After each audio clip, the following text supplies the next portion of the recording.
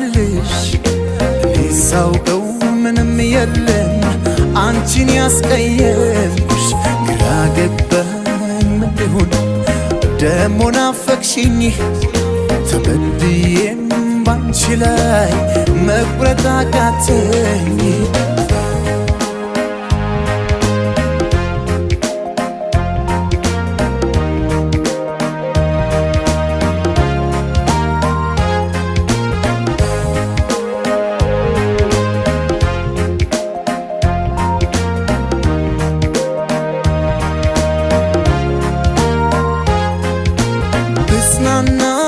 ብረሳሽ በኔ ነበር ሚያምረው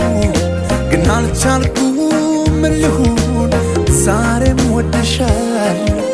ማጥፋትሽን አውቀሽ